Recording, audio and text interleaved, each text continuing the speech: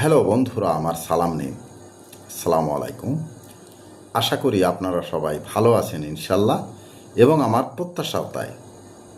সেই সাথে আমার প্রীতি ও শুভেচ্ছা নিন। আজ এ পর্যায়ে যে বিষয়ে কথা বলবো তা হচ্ছে, পৃথিবীতে যা কিছু ভালো বা মন্দ আছে তা আমরা মানুষ আমাদের চিন্তার ফসল। অর্থাৎ আমরা যে জিনিসটা ভালো তাকে ভালো বলি, আবার যেটি মন্দ তাকে মন্দ বলি বা মন্দ হয়েও থাকে।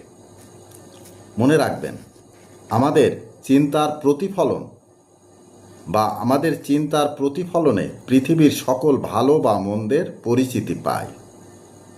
এ পর্যায়ে এখানেই রাখছি। ততক্ষণ পর্যন্ত সবাই ভালো থাকুন, সুস্থ থাকুন এবং নিরাপদে থাকুন।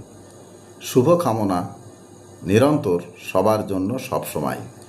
ধন্যবাদ ফেসবুক মেটা, ধন্যবাদ সকল বন্ধুসহ সবাইকে।